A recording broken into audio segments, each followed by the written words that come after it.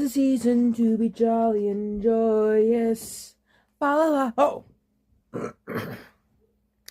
Hello. Did you guys have a good Christmas? I know I did. I got the Target dog Squishmallow, but I got a lot of other stuff too, so it's besides the point. Today's video is obviously about House MD. 2 decades after the debut of the show, creator David Shore is keeping the door open for a potential revival.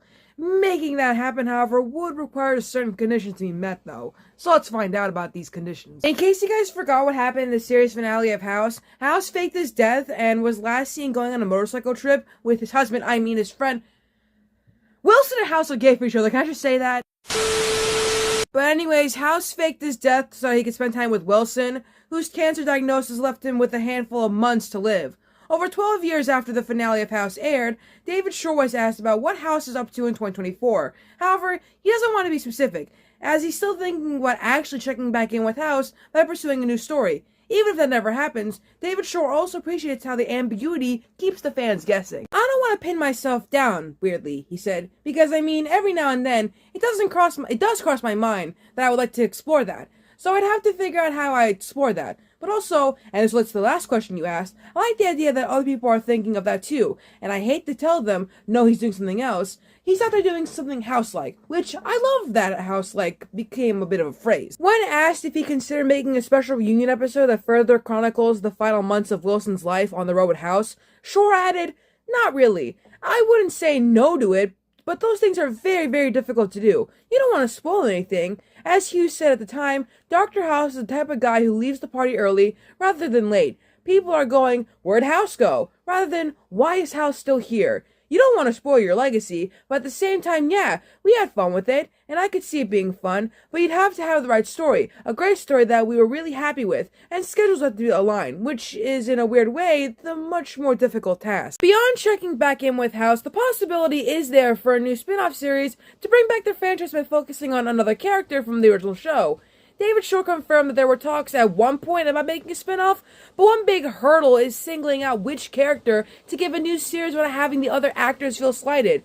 He feels that all of the other remaining main characters has the potential to lead their own show, but with that said, he's not going to be upset if House remains in the past. So let's end this video off with the question you're probably thinking. Will there ever be a House revival or House spin-off?